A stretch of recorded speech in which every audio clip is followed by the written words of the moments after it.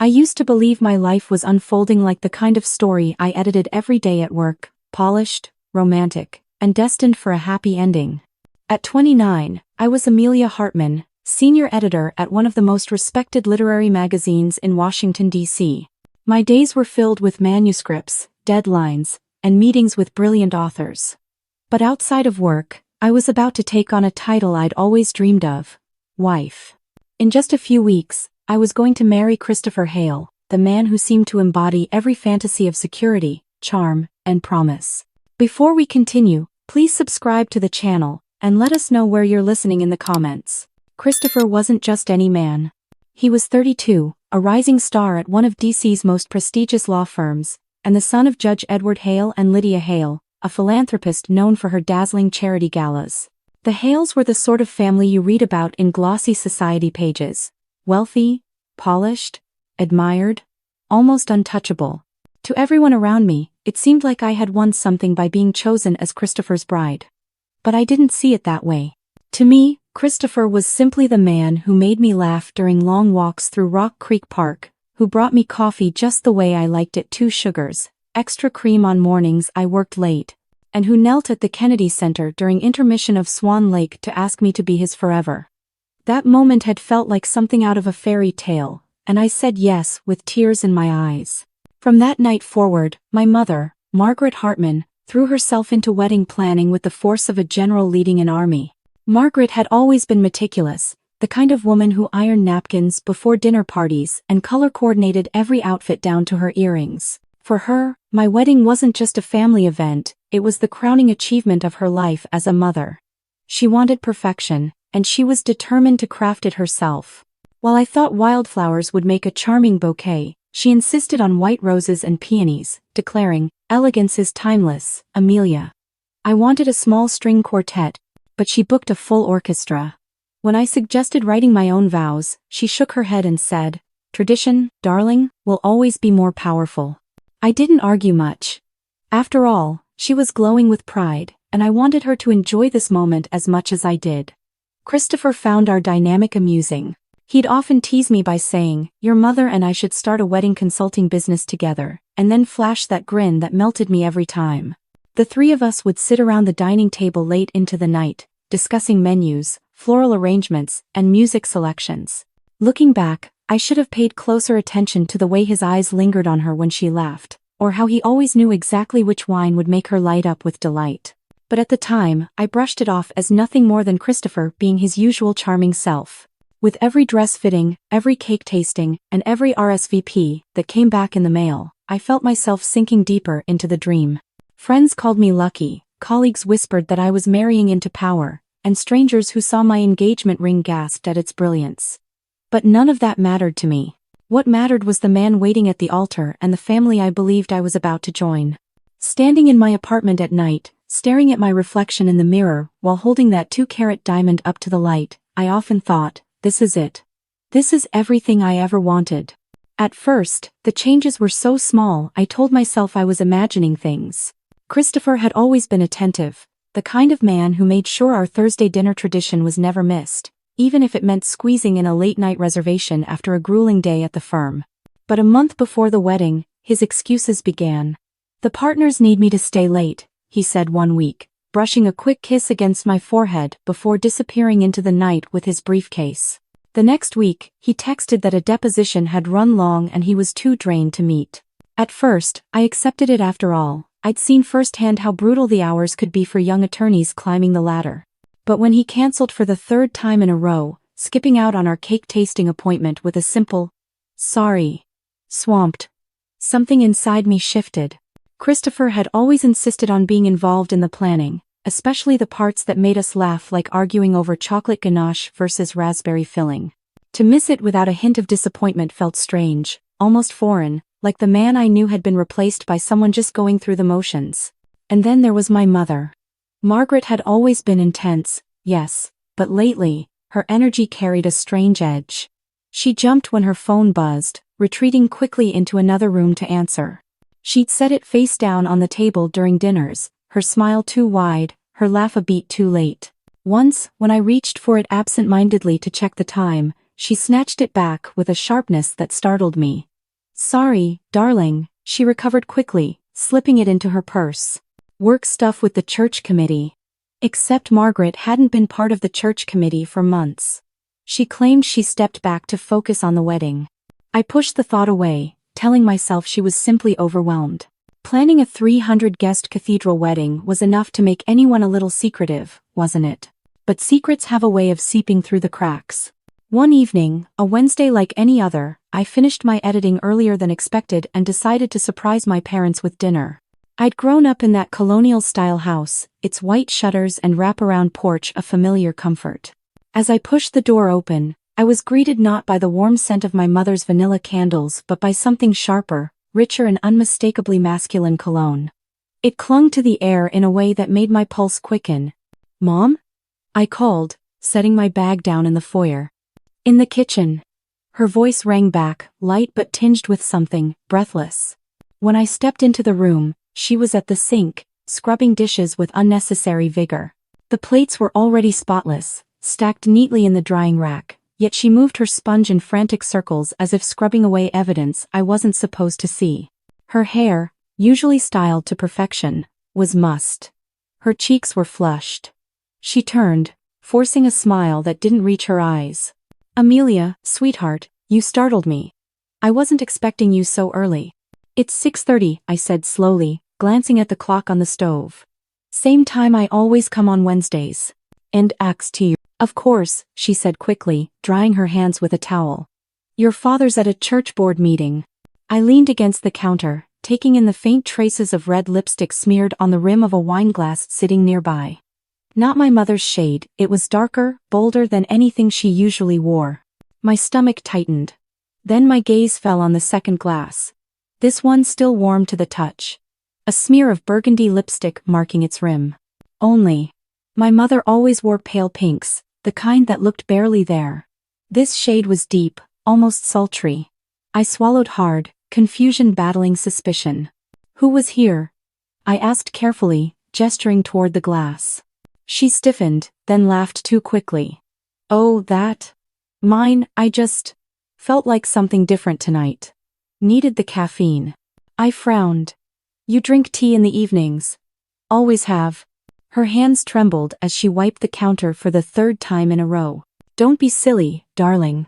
Can't a woman change her habits once in a while?" The lie sat heavy in the air, thick and obvious. My mother had never been a good liar, and I knew her tells like my own heartbeat, the way her eyes darted away, the slight tremor in her voice, the compulsive need to keep her hands busy. I wanted to press, to demand answers, but instead, I bit down hard on my lip and forced myself to smile. "Sure, Mom. Whatever you say. I'll do." I sat down at the kitchen island and pulled out the stack of RSVP cards I'd brought. "Let's figure out these seating arrangements." We went through the motions of sorting names and table numbers, her voice a little too bright, her laughter a little too forced. And though everything seemed normal on the surface, a fissure had opened between us, one I couldn't name yet, but one I felt in my bones. The smell of cologne clung to my hair even as I left that night, following me like a ghost. The next few weeks, I noticed more things. Christopher's texts, once filled with sweet emojis and playful banter, grew terse and businesslike. "Running late. Busy with work. See you tomorrow." The Christopher I knew had always called, preferring to hear my voice. But now he defaulted to texts that left me staring at my phone, wondering if he still thought of me at all. When I called his office once, just to surprise him, his secretary said he'd left early. I tried not to panic, telling myself he was probably exhausted. Still, I couldn't shake the image of him slipping out of work and into a world I didn't belong to.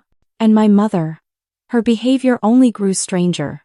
She became almost hyper-involved in the wedding, calling vendors twice a day, insisting on last-minute changes, and overruling me with a kind of sharp determination I hadn't seen before. "It has to be perfect, Amelia," she'd say, her eyes gleaming with an intensity that unsettled me. "This wedding is everything."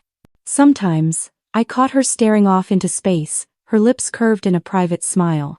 When I asked what she was thinking, she'd snap out of it, flustered, and change the subject.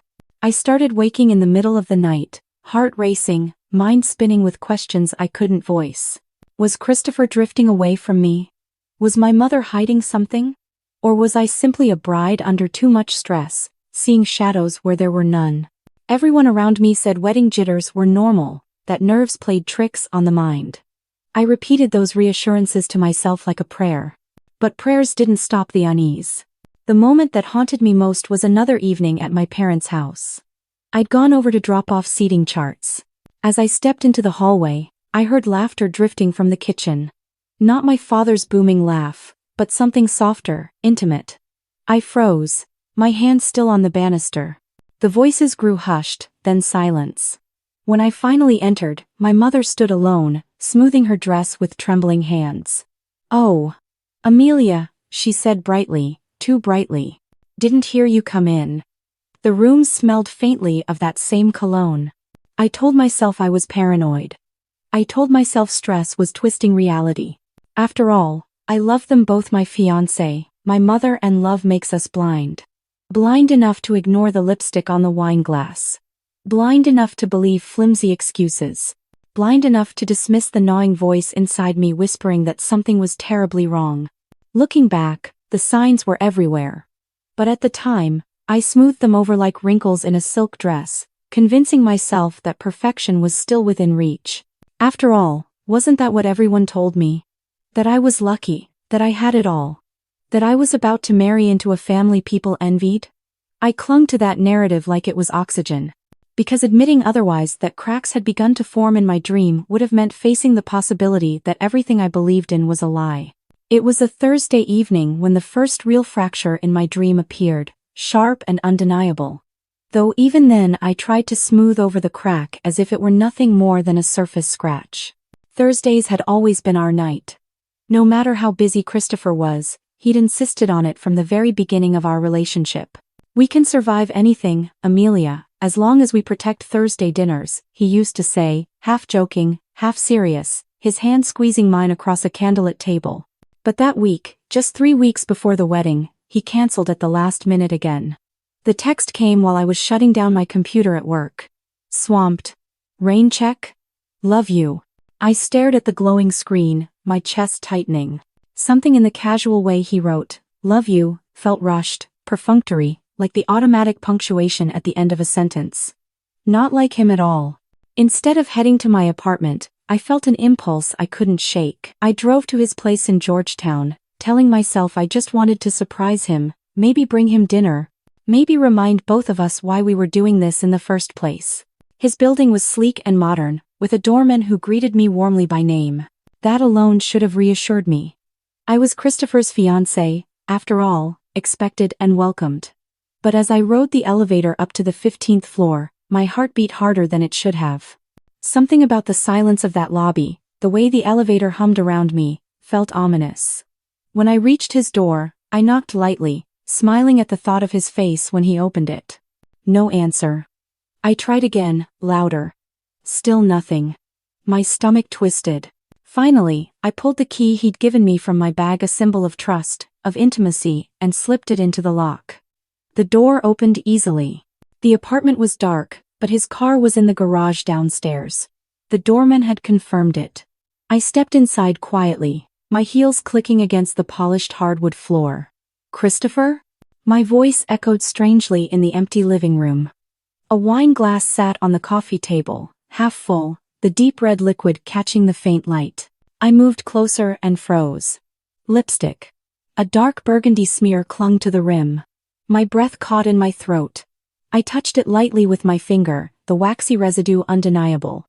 I never wore that color. My shades were always soft pinks or neutrals. "Christopher?" I called again, my voice sharper now. From behind the bedroom door came a muffled reply. "I'm here." His voice sounded strained, almost hoarse. I reached for the handle, but it didn't budge. Locked. Christopher never locked his bedroom door, not once in the 3 years we'd been together. My pulse quickened. "Are you okay?" There was a pause. Then, I'm not feeling well. Food poisoning. I think." Relief mingled with suspicion. Food poisoning could explain the hoarseness, the isolation. But why the locked door? Why the lipstick? "Let me in," I said firmly. "I'll take care of you." "No." His voice cracked, the sound too loud, too desperate. No, Amelia, I don't want you to catch it. I'll call you tomorrow. Just, please, go home. I stood there, staring at the door, my hand resting against the cold wood.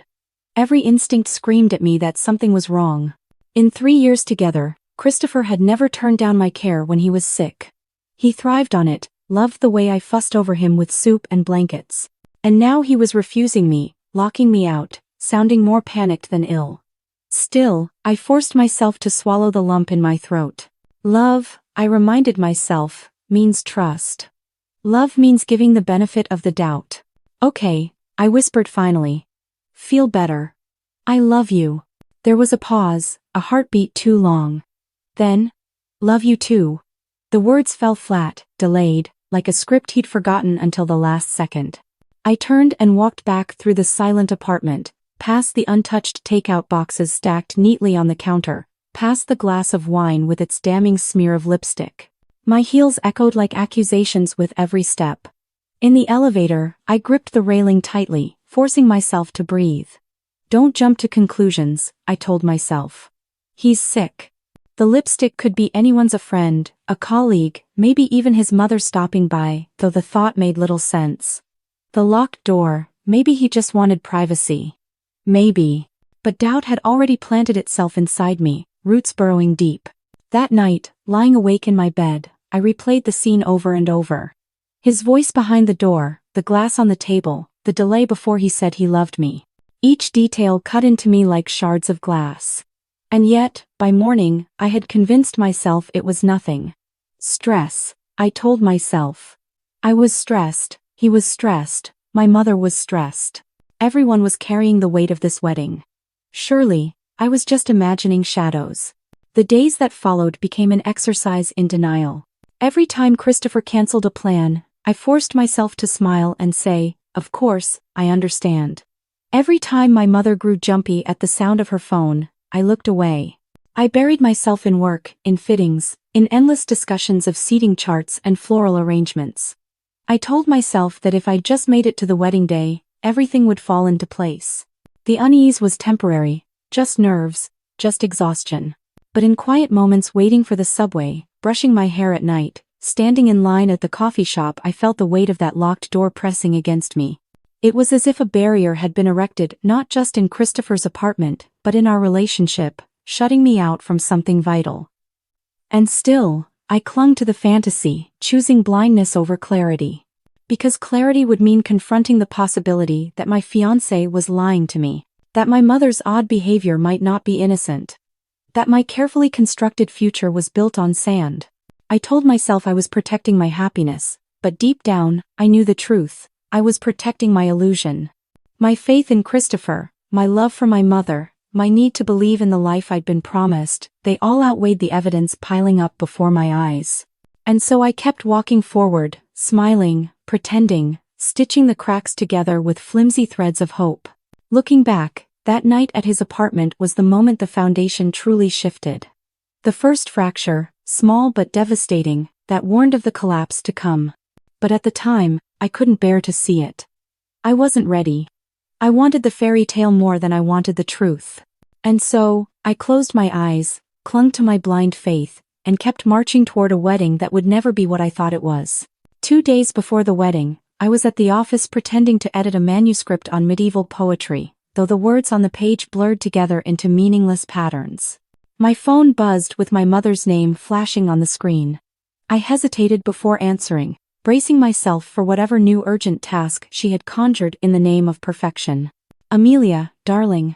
Margaret's voice was bright, almost too bright, like a crystal glass about to shatter. I need a favor.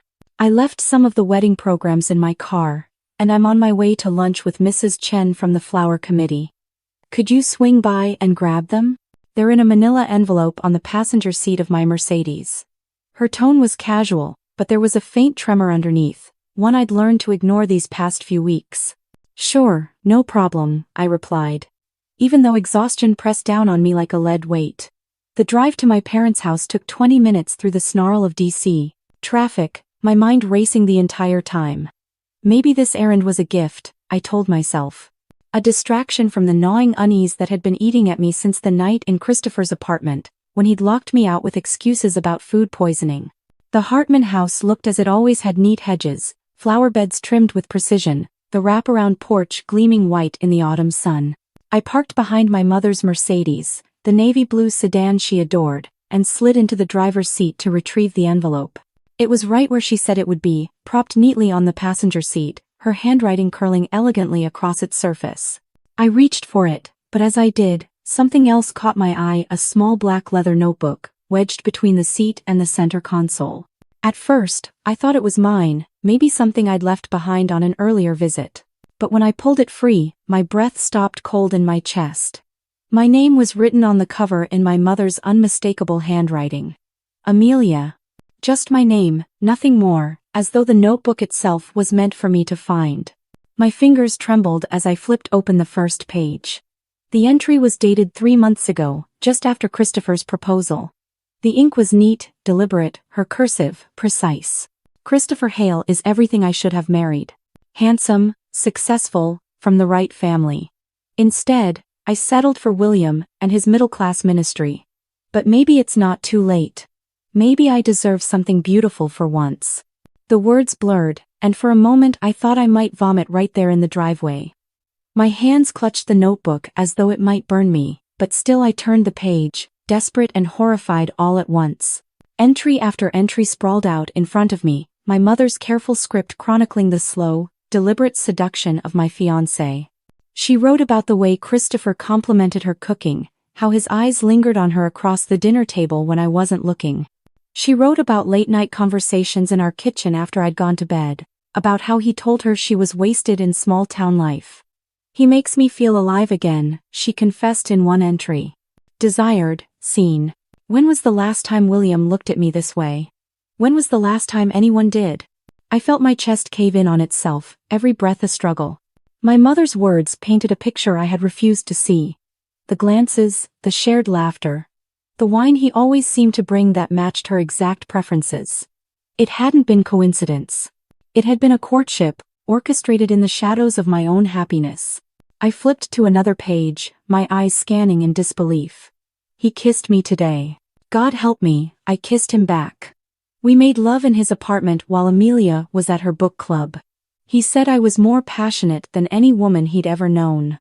The notebook slipped from my hands onto the leather seat, the sound of it hitting like a gunshot in the silence. I stared at it, at the evidence of betrayal etched in black ink, feeling as though the entire world had tilted sideways. My own mother. My own fiancé.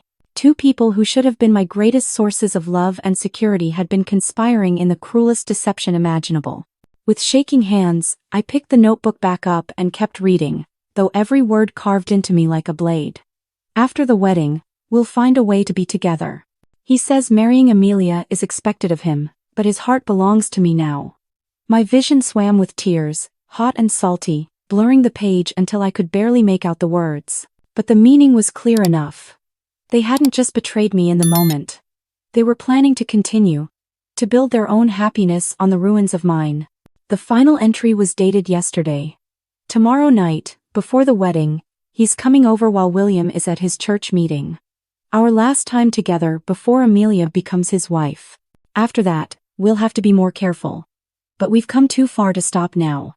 I closed the notebook with trembling fingers and sat in the stillness of the Mercedes, listening to the faint sounds of suburban life all around me.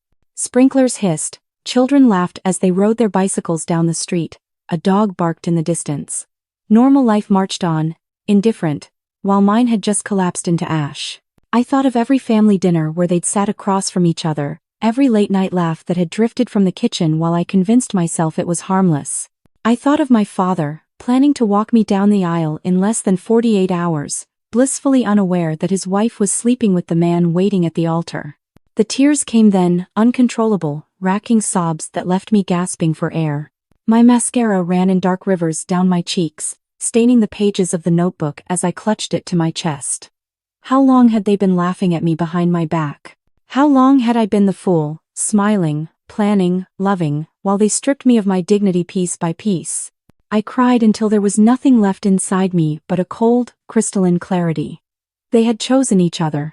They had chosen lies, deceit, and selfish desire over me. And now I had to choose myself. I don't remember driving away. I only remember arriving at the Willard Intercontinental, my hands still trembling as I paid cash for a room under a false name. I told the clerk I was surprising my husband for our anniversary. The lie slipped easily from my lips, bitterly ironic given what I'd just discovered. In the privacy of that hotel room, I spread everything out on the king-sized bed, like evidence in a courtroom: the notebook, screenshots of Christopher's credit card statements I'd quietly gathered from our shared account, notes I scribbled in a frenzy of all the moments that suddenly made sense: the cologne in my parents' kitchen, the lipstick on the wine glass, the locked bedroom door. The old Amelia, the one who believed in second chances and the power of love to overcome anything, would have confronted them privately. She would have cried, demanded explanations, and probably, eventually, been manipulated into forgiveness. But that Amelia had died in the Mercedes that afternoon, her innocence buried under the weight of her mother's handwriting. The new Amelia understood that some betrayals were too profound for whispered confrontations. This wasn't about a cheating fiancé or an unfaithful mother. This was about two people who had conspired to make me complicit in my own humiliation, who had planned to continue their affair even after binding me to them in vows of forever. As I sat cross-legged on the bed, eating overpriced room service pasta and staring at the damning notebook, I realized I wasn't going to let them get away with it. They had played me for a fool. Now, I would show them just how much of a fool I wasn't. I opened my laptop and began typing. My fingers steady, my mind sharper than it had ever been. Revenge was tempting, but what I wanted was something deeper. Not destruction, but truth. Not pain for pain's sake, but justice. If they wanted to play games, I would play too, and I would win. That night, staring out the hotel window at the glittering DC skyline, I made a vow of my own. 2 days from now, I would not walk down the aisle as a bride. I would walk down as a reckoning. I didn't sleep much that night in the hotel. The notebook lay beside me on the crisp white sheets like a poisonous snake, its pages humming with every betrayal I'd forced myself to read. My eyes felt raw from crying, but my mind was no longer fogged with grief. Something had shifted. The sobbing, broken version of myself had burned out hours ago, and in her ashes a new clarity had taken root. I stared at the ceiling and thought about all the ways I could respond. I could confront Christopher in private, scream at him, throw the ring in his face. I could corner my mother, demand to know how she could justify betraying her own daughter. I could cancel the wedding, vanish quietly, let everyone draw their own conclusions. But every option felt hollow, like handing them the victory they had been savoring for months. If I walked away quietly, they would continue their affair. If I screamed in private, they would deny, deflect, twist the truth until I questioned my own reality. That wasn't enough. They had stolen my dignity in silence. I would reclaim it in the light. I rolled onto my side, staring at the glittering skyline of Washington, D.C., and whispered to myself, "They wanted a wedding. I'll give them one they'll never forget." The next morning, I ordered coffee from room service and spread everything across the bed, like evidence in a trial. My mother's notebook, screenshots of Christopher's credit card charges, wine shipments, hotel stays. The exact brands of perfume my mother adored, my own, hastily scribbled notes connecting the dots. It was all there, the anatomy of betrayal mapped out in black and white. I took photos of each page of the journal, scanned them into a secure drive, and emailed them to myself under a password-protected folder. If either of them tried to destroy the evidence, they'd fail. Then I pulled out my phone and dialed Jenna, my assistant at the publishing house. "Hey, Amelia," she answered cheerfully. "You should be off work this week. What are you doing calling me?" I kept my voice steady, calm, businesslike. "I need a favor. I need you to compile a complete guest list for the wedding. Phone numbers, emails, social media handles, everything. Can you get that to me by tonight?" There was a pause. "Of course, but is everything okay? You sound different." "Everything's perfect," I lied smoothly. For once, the lie didn't sting. "I just want to make sure everyone has all the information they need for the big day." "Got it," she said uncertainly. "I'll send it over." As soon as I hung up, I dialed another number. This one was harder. Priya, my college roommate, now a freelance journalist in New York. She was loud, loyal, and fearless, the kind of woman who never turned down the scent of a story. Amelia. She squealed when she picked up. Oh my God, your wedding is in 2 days. How are you feeling? Freaking out yet? I need you here, I said, my voice steady, almost cold. With your camera. With your press badge. I need you to document something. There was a sharp silence on the other end. What kind of something? The kind that belongs on the front page, I said. The kind people will talk about for years. Amelia, you're scaring me. I'm not the one who should be scared. She exhaled, slow and shaky. All right. I'll book a train. Just, please tell me you know what you're doing. For the first time in weeks, I said softly, I do. After hanging up, I stared at my father's contact on my phone for a long time before finally pressing call. Reverend Samuel Hartman had spent 30 years preaching about the sanctity of marriage, the holiness of vows, the importance of truth. He had no idea that the two people closest to him were about to shatter every principle he held sacred. Celeste, sweetheart. His voice was warm, full of pride. You shouldn't be calling me. It's bad luck for the father of the bride to talk to his daughter so close to the ceremony. Dad, I said, and my voice cracked just slightly. I love you. No matter what happens in the next few days, I need you to remember that. I love you, and none of this is your fault. He went quiet. Amelia, what's wrong? Nothing's wrong, I said firmly, wiping the tears from my eyes. Everything's finally going to be right. After I hung up, I sat in silence, listening to the hum of the city outside my window. I thought about my mother, so polished in her emerald dresses, who had told me all my life that she knew best. I thought about Christopher, with his practiced smile and easy charm, who had promised me forever. I thought about the way they must have laughed when I wasn't around, congratulating themselves on how easily they fooled me. The humiliation of it burned hot in my chest. But beneath it was something steadier. Stronger. Determination. That afternoon, I walked down to a print shop and had copies made, photocopies of the journal entries, each one marked with dates, times, and damning details. I sealed them into envelopes with the words "Read before you judge me" scrawled across the front. I planned to slip them into the pews on the morning of the wedding, so every guest would hold the truth in their hands.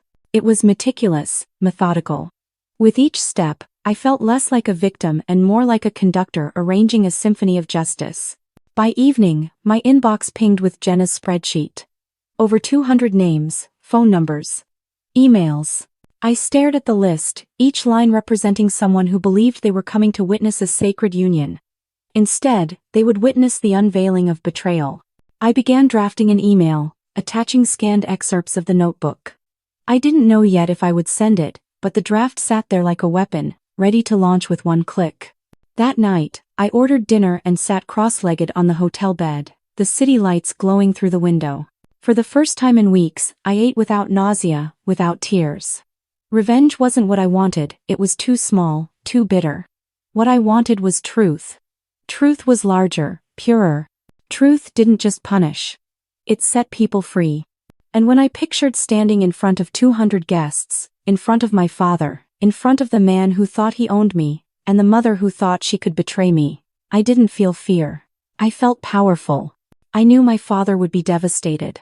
Samuel Hartman was a man who believed in family above all else. He had built his ministry on the foundation of loyalty, fidelity, and faith. The truth would crush him. But better a truth that breaks you than a lie that rots you from the inside out. He had always taught me that. As I lay in bed, I rehearsed the moment in my head. The vows. The silence when the priest asked if anyone had reason these two should not be joined. My hand tightening on Christopher's, his smug smile, my mother's radiant performance in the front pew. And then my voice, steady, cutting through the air. Actually, I have something to say. I could hear the gasps already, the whispers, the chaos that would erupt like wildfire. But above all that, I could hear my own voice, no longer trembling, no longer silenced. By midnight, I closed my laptop and stood by the window, staring down at the streets.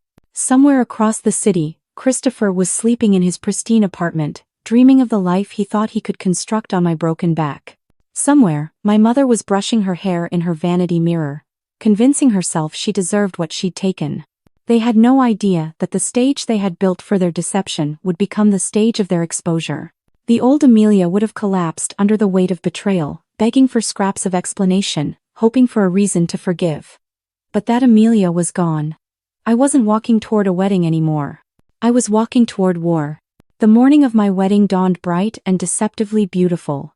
Sunlight spilled across Washington like a benediction, gilding the spires of St. Andrew's Cathedral in shades of gold and ivory. It should have been the happiest day of my life. Instead, it felt like I was preparing for battle. I stood by the hotel window in my robe, sipping bitter coffee, watching the city move beneath me.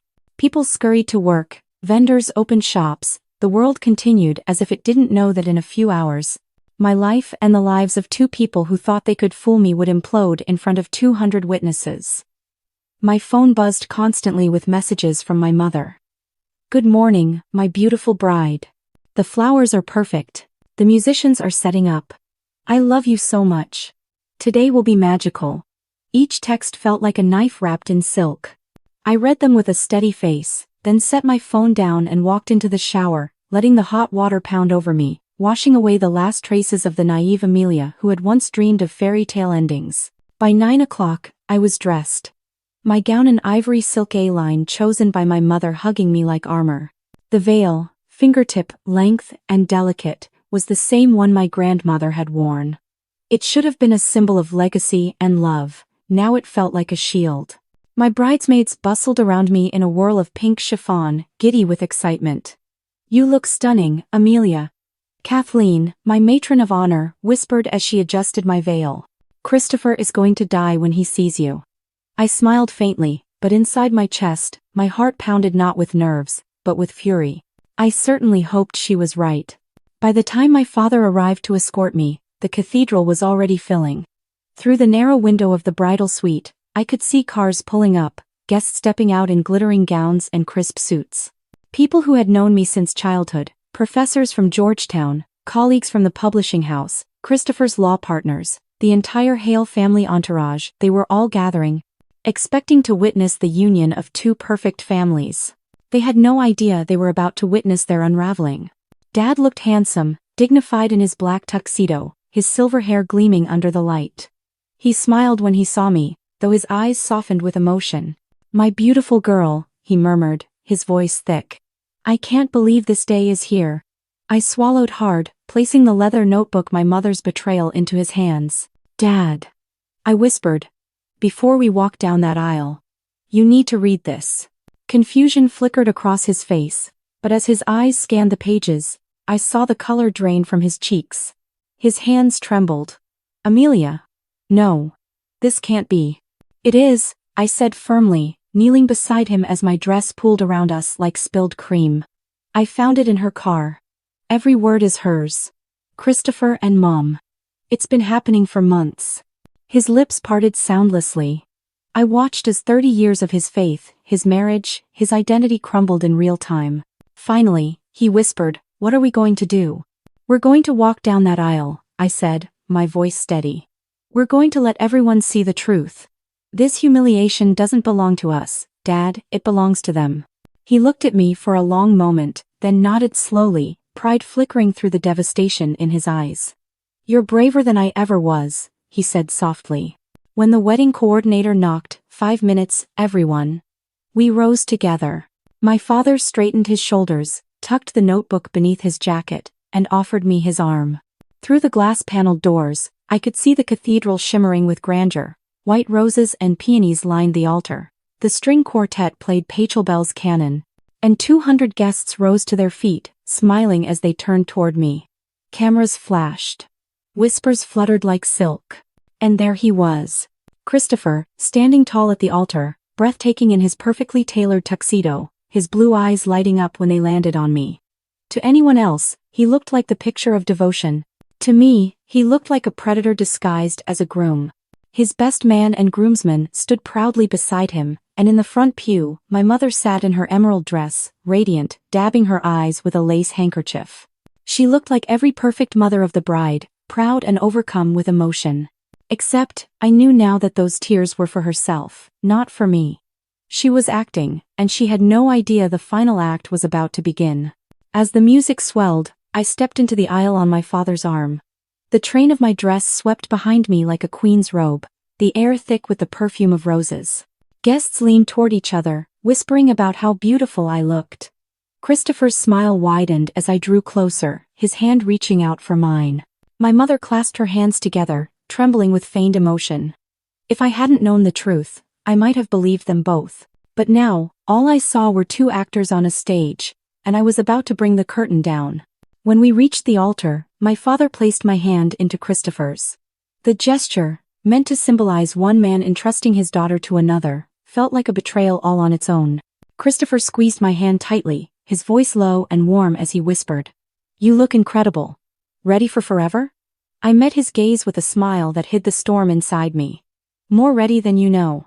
Pastor Jenkins, a family friend and longtime minister, began the ceremony. His voice rang through the cathedral. "Dearly beloved, we are gathered here today to witness the union of Christopher William Hale and Amelia Jane Hartman in holy matrimony." I heard the words, but my focus was elsewhere, on the moment I had rehearsed in my head all night, the moment I would break the silence. The ceremony unfolded, the familiar cadence of tradition wrapping around us like a shroud. Christopher's hand was warm in mine, my mother's gaze burned into me from the pew, and my father sat rigid, his jaw tight. When Pastor Jenkins turned to Christopher, his words carried with solemnity.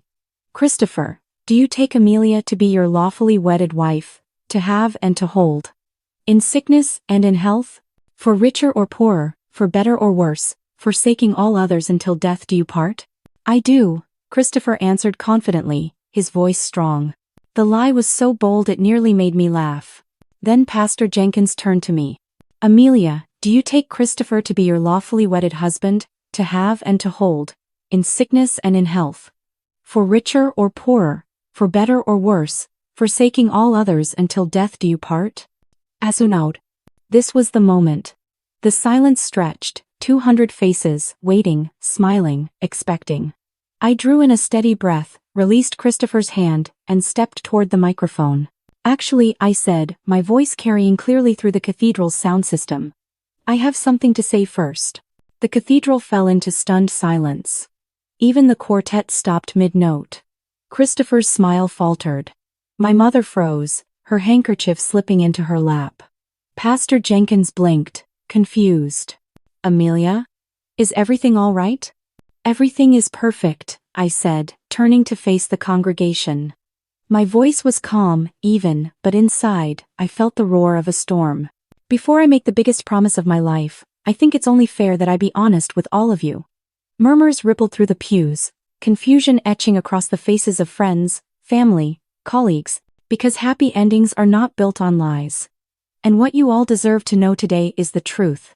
Christopher's hand shot out to grab mine, his whisper harsh and panicked. "Amelia, what the hell are you doing?" I pulled away from him, standing tall at the microphone. "Yesterday, I discovered that my fiancé and my mother have been having an affair." Gasps erupted like a bomb. The words echoed against the cathedral walls, bouncing back with the weight of shock. I watched Judge Hale's face pale as he turned toward his son. My mother shot to her feet, her face flushed crimson. "Amelia, stop this nonsense right now."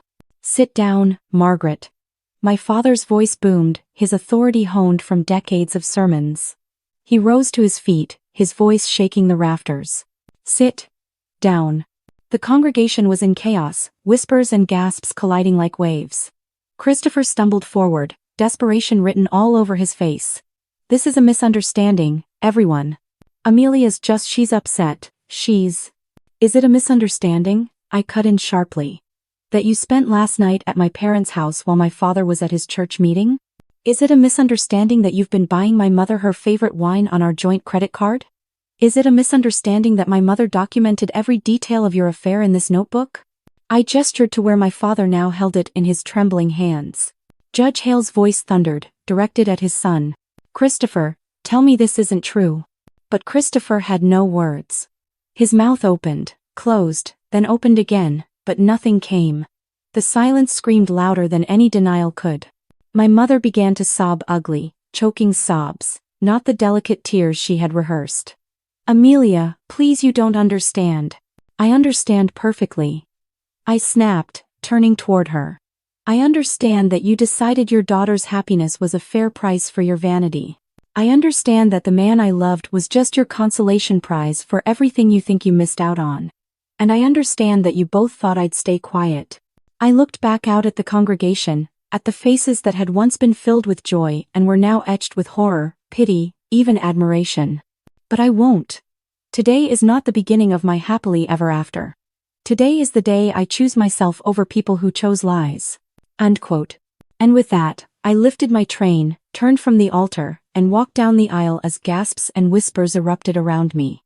Behind me, chaos consumed the cathedral, Christopher pleading with his father, my mother collapsing into her seat, guests murmuring in shock. But I didn't look back. With every step, I felt lighter. Freer. The doors of St. Andrew's swung open, spilling sunlight across me, and I walked into it with my head held high. For the first time in weeks, I wasn't a bride. I wasn't a daughter. I wasn't a victim. I was Amelia Hartman, and I was free. The moment my words struck the air, the cathedral transformed from a sanctuary into a battlefield.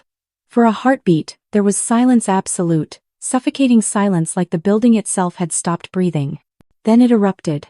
Gasps ricocheted off the marble walls, whispers roared through the pews, the scrape of chairs echoed as guests turned to one another, demanding clarity. Demanding explanations. I could hear the frantic clicking of cameras, phones snapping photos, videos already recording. 200 witnesses, 200 pairs of eyes now locked on my mother and my fiancé, waiting to see how they would defend the indefensible. Christopher's face drained of color, his perfect groom's mask collapsing into raw panic. He stumbled toward the microphone, his hands raised in a feeble attempt to contain the chaos. "This isn't true," he stammered, his voice cracking. "Amelia is just she's overwhelmed, she's emotional." "Overwhelmed?" I cut in, my voice sharp enough to slice through the noise. "Is it overwhelming to find your mother's journal describing every kiss, every touch, every night you spent together while I planned this wedding? Is it overwhelming to hold receipts for the wine you bought her, the hotels you booked, the lies you spun?" A wave of shocked murmurs swept the congregation. Christopher froze, his mouth working soundlessly. Behind him, Judge Edward Hale rose from his front row seat, his face flushed with fury. "Christopher William Hale," he thundered, his voice carrying the weight of a gavel striking wood. "Tell me this is not true." But Christopher couldn't. His jaw clenched, his eyes darted wildly between me, his father, and the crowd of witnesses. For once, the smooth-tongued attorney had no argument, no clever spin, no escape. His silence was his confession. Edward's hands shook as he pointed at his son. "You've disgraced this family. Do you understand what you've done? To her. To all of us." His voice cracked under the weight of betrayal. "Your career, your future. It's over." Christopher flinched as though struck. Around him, his law partners shifted uncomfortably, their expressions stony. They knew the truth. A scandal like this didn't just end relationships, it ended reputations. No prestigious firm in Washington would touch a man exposed at his own wedding for seducing his fiancée's mother. His career wasn't crumbling, it had already collapsed. And then there was my mother. Margaret sat frozen in her emerald dress, the very image of a woman unraveling. Her handkerchief lay forgotten in her lap, her painted lips trembling. "Amelia," she whispered hoarsely, tears streaking her perfectly powdered face. "Please, stop this. You don't understand." "I understand perfectly." I shot back, my voice ringing through the cathedral. "I understand that you valued your vanity more than your daughter's happiness. I understand that you chose desire over dignity, betrayal over love. And I understand that you thought I would stay silent." Her sobs broke free then, harsh and ugly, the kind that ripped through the facade she had spent a lifetime perfecting. The women of her social circle, those she had worked so hard to impress, watched with thinly veiled disgust, their whispers sharper than daggers. She was no longer the radiant pastor's wife, the elegant matriarch. She was a cautionary tale unraveling in front of an audience that would never forget. I looked to my father. Reverend Samuel Hartman sat rigid in his pew, the journal clutched in his trembling hands. His eyes, once warm with pride, were hollow now, darkened with betrayal. Slowly, he rose, his gaze fixed on his wife. "Margaret," he said, his voice steady but cold. "Do not speak another word." She flinched as though he'd struck her. For 30 years he had stood beside her, defended her, built a life and ministry on the image of their perfect family. But now, in front of his congregation, in front of God, he turned away. The sight of my father's heartbreak was almost too much to bear, but even then, I knew. This pain was necessary. Better the truth, sharp and merciless, than the rod of lies hidden in darkness. As the cathedral dissolved into chaos, I stepped back from the altar. Guests were on their feet, some rushing toward me with concern, others craning their necks to stare at Christopher and my mother. I felt their eyes on me, not pity, not shame, but something fiercer. Admiration. Respect. In that moment, I was no longer a humiliated bride. I was the woman who had refused to be silent. I gathered the skirts of my ivory gown, lifted my chin, and began walking down the aisle. Each step echoed against the marble floor, steady and deliberate. My veil trailed behind me like a banner of defiance. People moved aside, some reaching out as if to touch me, others murmuring my name. But I kept my eyes forward. I would not falter. Behind me, Christopher's voice rose in desperation, pleading with his father, with the crowd, with anyone who would listen. My mother's sobs grew louder, her shoulders shaking as she crumbled in her pew. My father remained standing, silent, his face carved from stone. When I reached the great wooden doors of St. Andrew's, the ushers swung them open, and sunlight poured over me. I stepped outside into the crisp autumn air. The roar of chaos muffled behind me. For a moment, I just stood there, breathing deeply, the scent of roses and incense still clinging to my dress. My hands were steady. My heart, though battered, beat strong. In the parking lot, I could see Priya standing with her camera, her press badge hanging from her neck. She caught my eye and mouthed, "Got it all." Relief surged through me. The truth was no longer mine alone to bear, it was out. Captured, undeniable.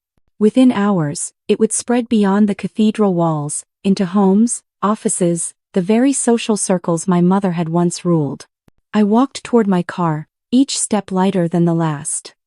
I had been stripped of a fiancé, betrayed by a mother, wounded to my core, but I was not broken. I was free. Behind me, the bells of the cathedral tolled noon, solemn and relentless. But they weren't wedding bells anymore. They were bells of judgment, bells of endings, bells of rebirth. As I reached the car, I paused, turning one last time to look at the towering spires of St. Andrew's. Inside, two people's carefully crafted facades were crumbling. My mother, once the picture of grace, now drowning in disgrace. Christopher, once the golden boy, now a cautionary tale. And my father, though devastated, standing tall in truth, no longer shackled to lies. I whispered a silent vow to myself then. I would not let their betrayal define me. I would define myself, in truth, in courage, in the freedom of never being silenced again. And so, in my wedding dress, head high, I drove away not as a bride abandoned, but as a woman reborn. A year later, the skyline outside my apartment window is no longer Washington's monuments but New York's restless brilliant skyscrapers glittering like scattered jewels, streets humming with life at every hour. I'm 29, and instead of being someone's wife, I am senior editor at one of the city's most prestigious publishing houses. My days are filled with manuscripts that challenge me, authors who inspire me, and a freedom I once thought I'd only find at the end of an aisle. When I walk to work in the morning, coffee in hand, I'm anonymous in the crowd no longer. The bride who exposed her groom and her mother, just Amelia, a woman rebuilding her life on her own terms. And that anonymity feels like power. My father calls me every Sunday evening from Vermont. He accepted an interim position at a small church there after filing for divorce, a word once unthinkable in our family. His voice is quieter these days, gentler, as though the years of betrayal carved something heavy out of him but left behind a new piece. The congregation is small but genuine. He told me last week. No politics, no drama. Just faith and kindness. He misses me, I know, but he also sounds lighter than he has in years. We both survived, and survival gave us back something we didn't know we'd lost ourselves. Margaret's life, on the other hand, is a shadow of what it once was. The emerald dresses now hang unused, the phone that once buzzed with invitations sits silent. She was quietly removed from every charity board she once dominated, her friends too polite to call it exile, but exile it is. I haven't spoken to her in months. Sometimes I wonder if she regrets, if she looks back at the wreckage she created and wishes she'd chosen differently. But if she does, she faces it alone. I've made my choice. Some betrayals are too deep for easy forgiveness. Christopher's fall was swifter. Within weeks of the wedding, the video Priya recorded was everywhere shared, dissected, replayed until the golden boy of the Hale family became a scandal. A cautionary tale whispered in courtrooms and cocktail parties alike. His firm-cut ties, his license suspended pending review of conduct unbecoming. Last I heard, he'd left the city entirely, retreating into obscurity. The name Christopher Hale no longer commands respect, it drags whispers of disgrace wherever it's spoken. And I find I don't care where he is now. His absence is my closure. As for me, I stand today at a podium in the grand ballroom of the Meridian Hotel, facing an audience of writers, publishers, and readers at the National Women's Literature Conference. The placard in front of me reads, Keynote Speaker, Amelia Hartman. The Power of Authentic Voice. I take a breath, look out at the sea of expectant faces, and begin. A year ago, I stood at an altar in a cathedral, expected to say, I do. Instead, I said the truth. And that truth changed everything. Heads nod, pens scribble, eyes shine. My story is no longer just mine, it has become a touchstone for others. Women approach me afterward to share their own secrets, their own betrayals, their own moments of choosing themselves when silence would have been easier. And that's the lesson I carry, the one I share now as freely as I once shared my grief. Happiness doesn't come from a fairy tale wedding, from rings and gowns and carefully rehearsed vows. True happiness comes from the courage to choose yourself, to speak the truth even when it burns, to walk away from lies no matter how beautiful they appear. That is my ever after. Not perfect, not gilded, but mine, and that makes it real. When I look back at everything that happened, the betrayal, the humiliation, the chaos of that day, I no longer see only pain. What I see is the truth that changed me. For so long, I thought love meant protecting others at the expense of myself. That silence was noble and endurance was strength. But the moment I stood in that cathedral and chose to speak, I realized real strength is refusing to be complicit in lies. We are taught from childhood to keep the peace, to be agreeable, to sacrifice our own dignity so others can remain comfortable. But peace built on deception is nothing but a fragile illusion, and silence in the face of betrayal is a prison. The lesson I carry now is simple but powerful. Choosing yourself is not selfish, it is necessary.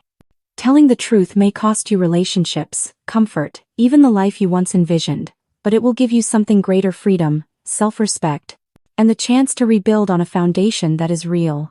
Happiness doesn't come from a perfect wedding or a flawless image. It comes from the courage to say, I deserve more than this, and to walk away from the lies. If you like this story, please like this video, subscribe to the channel, and share your impressions of this story in the comments. To listen to the next story, click on the box on the left. Thank you for watching.